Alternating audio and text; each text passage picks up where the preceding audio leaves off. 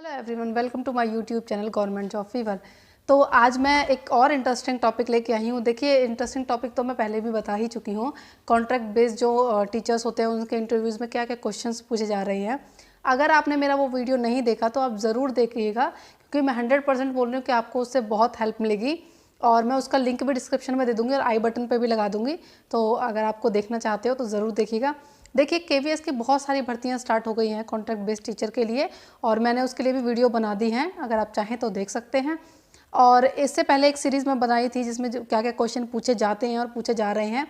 तो देखिए, अभी मेरे पास बहुत सारे लोगों के मेरे पर्सनल बातें भी हुई हैं जो कि इंटरव्यू दे के आए हैं। और कुछ क्वेश्चंस ऐसे हैं जो कि शायद जिनका आंसर बहुत आसान लगता है बट उतना आसान है नहीं। उन्होंने मेरे को जब बताया कि वो जो क्वेश्चन है बहुत इजी हमें लगे, लेकिन जब इंटरव्यू में वो पूछा गया तो उनके पास कोई आंसर नहीं था, वो ब्लैंक हो गए थे माइंड से।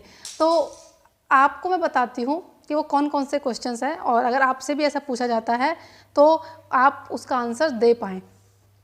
सबसे पहले देखिए, क्वेश्चन था उनका कि आप टीचर क्यों बनना चाहते हैं। अब बताइए, सबको टीचर तो बनना है जितने भी इंटरव्यू दे के जाने हैं, बट क्यों बनना चाहते हैं, और या फिर आपको ऐसा क्या लगा कि आपको टीचर बनना चाहिए। अब इसका आंसर, और वो कह रहे थे कि जब मैं इंटरव्यू दे रही थी तो उस टाइम पर जैसे ही क्वेश्चन आया तो मैं थोड़ा सा ब्लैंक हो गई, और मैंने बोला कि सर मुझे टीचर बनना अच्छा लगता है, मुझे बच्चों को पढ़ाना अच्छा लगता है। और देखिए, ये जो क्वेश्चन है ये ठीक है, इसका आंसर देना बहुत डिफ़िकल्ट है, क्योंकि सबको पता है कि टीचर को पढ़ाना अच्छा लगता है इसलिए टीचर बन रहे हैं।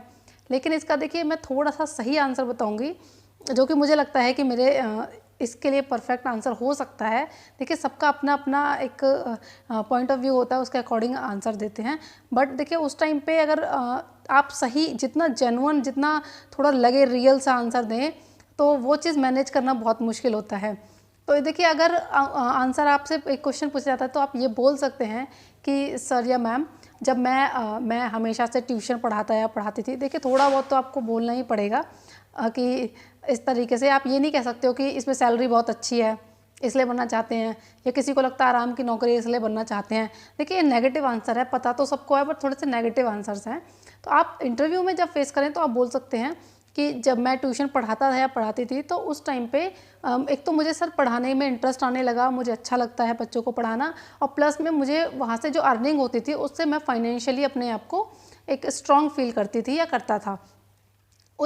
तो पढ़ाने से मेरे दो जो पर्पस थे वो सॉल्व हो रहे थे। एक तो मुझे फाइनेंशियली जो सपोर्ट था वो भी, मैं कुछ अर्न भी कर रही थी, और साथ ही साथ मैं पढ़ा के जो मुझे जो अच्छा लगता था, जो मेरी हॉबी थी वो भी पूरी हो गई थी। तो इस सर टीचिंग से मेरे दो बेनिफिट हैं मेरे को। एक तो मुझे पढ़ाना अच्छा लगता है, वो फुलफिल हो रहा है, प्लस में जो एक फाइनेंशियली सपोर्ट होता है वो भी मैं पूरा कर पा रही थी।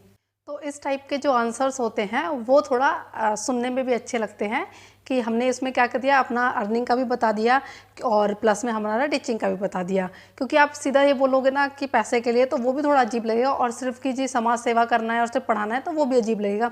दोनों को बैलेंस करके एक अच्छा सा आंसर दे दीजिए, दैट्स इट। और वो यही सुनना चाहते हैं कि आप कितने जो सिचुएशन बेस्ड जो क्वेश्चन हैं उनको सॉल्व कर पाएंगे। ठीक है। तो नेक्स्ट जो क्वेश्चन पूछा जा रहा है या फिर उनसे पूछा गया था कि अपनी दो कमियां और दो अच्छाइयां बताइए। आप देखिए, अच्छाइयां ऐसी मत बताइए कि आप भगवान जैसे लगो कि मैं बहुत अच्छा हूँ, मैं अपने काम में इतनी अच्छी हूँ कि सब कुछ वो भूल जाती हूँ, ऐसा नहीं।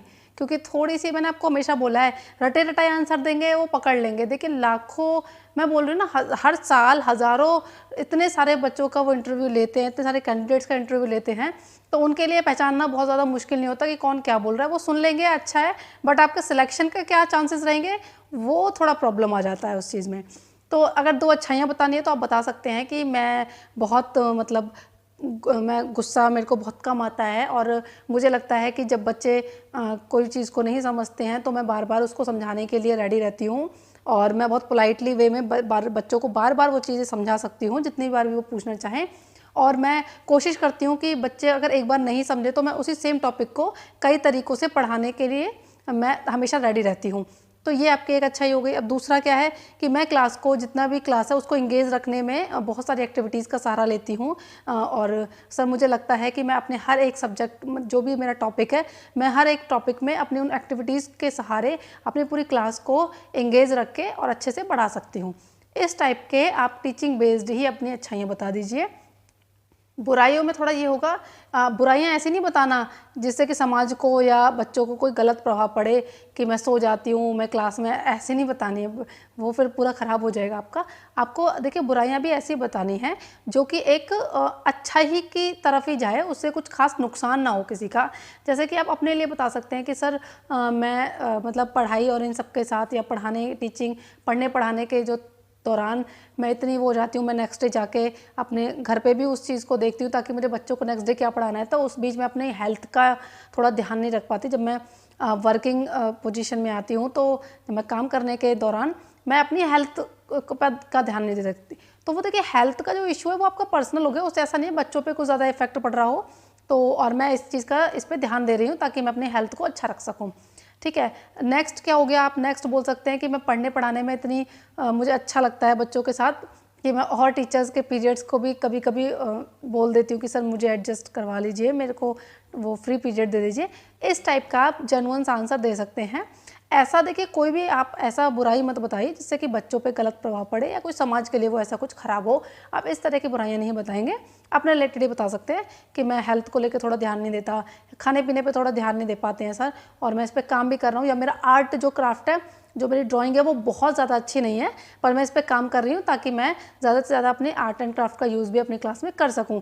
आर्ट एंड क्राफ्ट में ख़राब होना ऐसा बुरा नहीं है, ऐसा नहीं है कि बिल्कुल ही ख़राब है, पर सर मैं बहुत ज़्यादा अच्छी नहीं हूँ और मैं कोशिश कर रही हूँ कि मैं अच्छे से अच्छा अपने आर्ट एंड क्राफ्ट को बनाऊँ ताकि मैं क्लास में यूज़ कर सकूँ।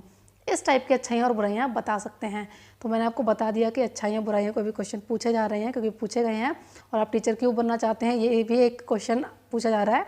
तो अपने तीनों देखो जो भी आंसर देना ना आपको थोड़ा ऐसे देना है कि मैनेज हो जाए, वो बहुत ऐसा भी ना लगे रटा रटाया और बहुत ऐसा भी ना हो कि जो जेन्युइन ही ना लगे।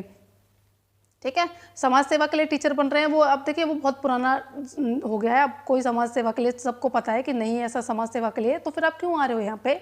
आप समाज सेवा के लिए पढ़ रहे हो तो आप बाहर फ्री में पढ़ाइए, ऐसा नहीं होता ना। सबको सारी चीज़ों को आपको मैनेज करके चलना है ताकि आप जेन्युइन सा आंसर निकाल सकें। वो इतने सारे लोगों का इंटरव्यू लेते हैं तो वो समझ जाते हैं कि आप कैसे, अगर आप ऐसे कैंडिडेट्स हो तो जो ऐसे थोड़े नॉर्मल बैलेंस्ड आंसर देंगे ना तो आपके चांसेस ज़्यादा होते हैं। तो बहुत सारे ऐसे क्वेश्चंस हैं, अगर आपको और भी कुछ जानना है तो आप भी अपना जो एक्सपीरियंस है वो मेरे से शेयर कर सकते हैं, कमेंट में लिख सकते हैं ताकि और लोगों को भी उससे हेल्प मिले। और आप टेंशन ना लें, बहुत काम होके जाइए, अपना इंटरव्यू कंप्लीट कीजिए। और हाँ, सैलरी के लिए पूछते हैं कि उसमें सैलरी क्या मिलती है जब आप ज्वाइन हो जाएंगे, अगर आपको बुलाते हैं तो सैलरी क्या है।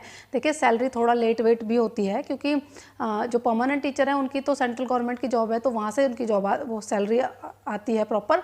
बट जो कॉन्ट्रैक्ट बेस्ड टीचर हैं उनको जो KVS में जो फीस आती है बच्चों की, उनमें उसी फीस से जो उसी फंड से टीचर्स की सैलरी दी जाती है, तो थोड़ा बहुत लेट हो सकता है।